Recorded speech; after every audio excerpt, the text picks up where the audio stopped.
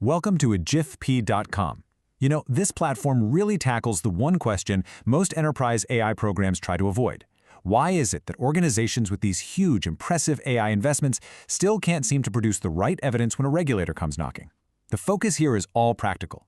We're talking about decision architecture for regulated industries. We're talking about governance frameworks that actually produce evidence, not just dusty policy documents. And we're talking about agentic systems that have controls built right in from the start. This content, it's really designed for CIOs, VPs of AI, enterprise architects, anyone who needs a framework they can actually go and implement tomorrow. With over 100 articles and citations from places like IEEE and Archive, this is all open access research. No paywalls, no ads. So hey, if you find value here, please subscribe and share it with colleagues who are facing these same challenges. Your support is what keeps all of this research accessible. Okay, let's walk through what this article covers. All right, let's dive right in. To start, we really need to get our arms around the core problem that's plaguing so many enterprise AI programs today. We're calling it the governance gap. At the heart of this gap is a concept called compliance theater. Now, this term actually comes from the security world, describing things that look safe but don't really reduce risk. In the world of AI, it's the exact same problem. It's when organizations create all these governance artifacts, policies, committees, checklists that look really credible on paper, but they don't actually control how the AI systems behave in the real world. The policy exists, sure, but the control is just an illusion. And you see the symptoms of this everywhere, right? You've got those beautiful AI ethics principles framed on the office wall, but they're not actually encoded into a single line of code.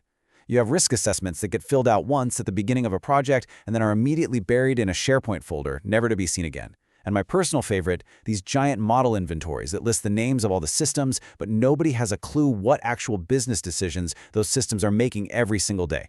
It's all about the appearance of control, without any of the substance.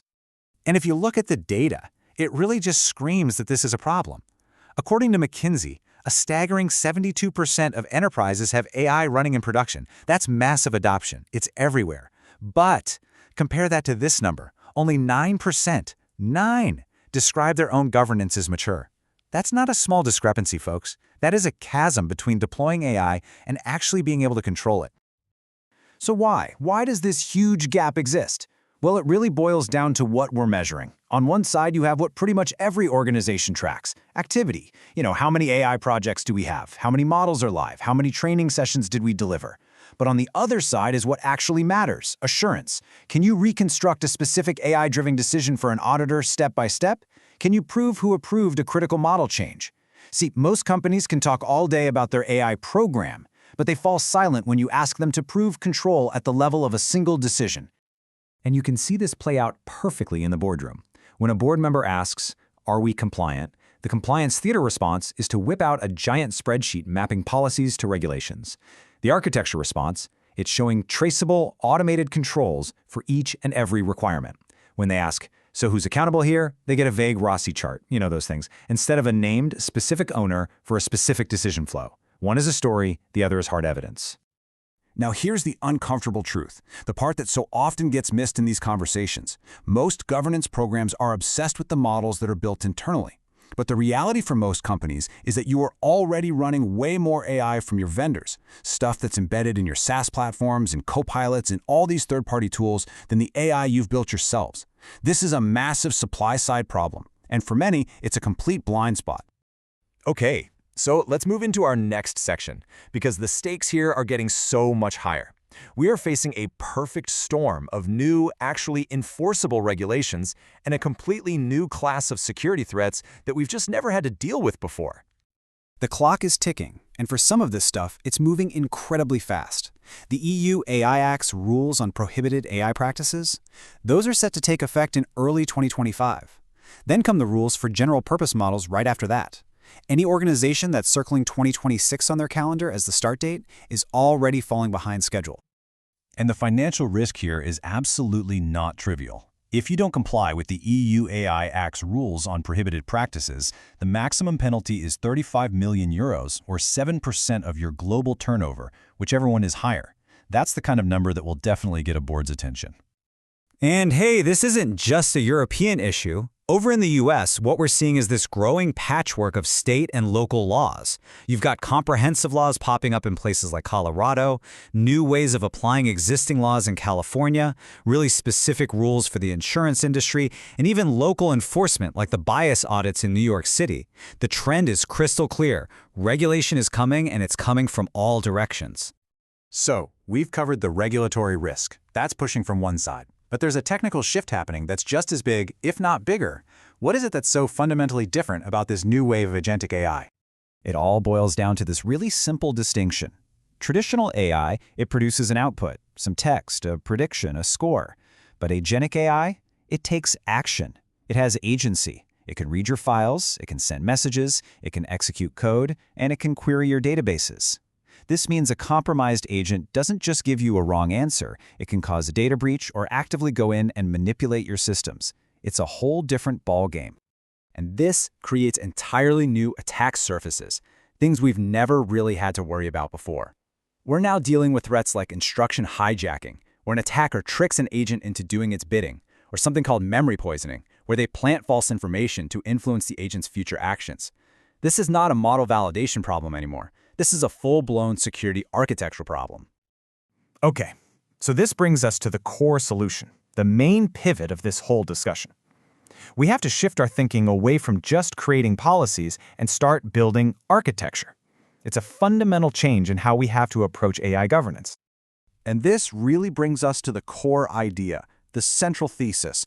Trust in AI emerges from architecture, not from policy. You just can't write down a bunch of rules in a document and hope that people or AIs will follow them. You have to build the systems that enforce those rules by design. So the big question is, how do we actually do that?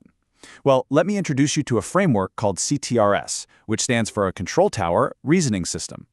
The easiest way to think about it is like a decision control plane, like an air traffic control for your AI that sits above all your different models and vendors and agents and provides one single consistent layer of governance.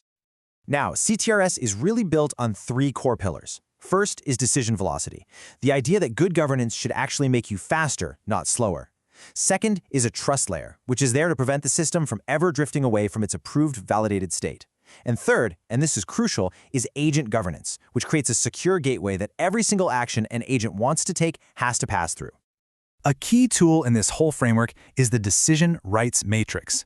What this does is it makes accountability explicit. Instead of vague statements about who's responsible, we classify every automated decision into a tier. Tier 1 is totally human-led. The AI only assists. Tier 2 requires a human in the loop for any final approval. And Tier 3, well, that allows for straight-through processing for low-risk tasks, but with very strict monitoring. This makes it crystal clear who or what has the final say. Okay, so the theory is great, right? But how do you actually put this into practice? This final section is all about that. It lays out a concrete, actionable plan that you can literally start on right away. The most common question is just, where do I begin? The whole task can seem so overwhelming, but the key, the real trick, is to start small and stay laser-focused. So here it is, your 90-day plan. In the first month, phase 1, you inventory your AI uses and you find what I like to call a money decision. That is, a single high-risk, high-value process where failure has real consequences. In the second month, you design the decision rights just for that one flow. And then in the third month, you build the minimum viable technical controls, a simple gateway and an audit trail to govern it. That's it. You build the rails for one train first, and you get it right. So this is the fundamental question that every single organization deploying AI has to answer for itself. Is your governance built on paper, on policies and spreadsheets that are really just compliance theater? Or is it built on bedrock, on a real architecture that gives you demonstrable, provable control? And that's the overview. The full article on the site goes way deeper into all the implementation details, the architecture patterns, and the practical next steps. So there are 3 things you can do right now. First, go read the complete article at agithp.com. You'll get the full framework and all the references. Second, explore the related content on things like decision velocity and the CTRS framework. And third, if this changed how you think about AI governance, please share it. Like, subscribe, and help spread the word. A huge amount of research goes into every single one of these pieces, and your support is what makes it possible to keep all this knowledge open and accessible. Thanks for watching. See you in the next one.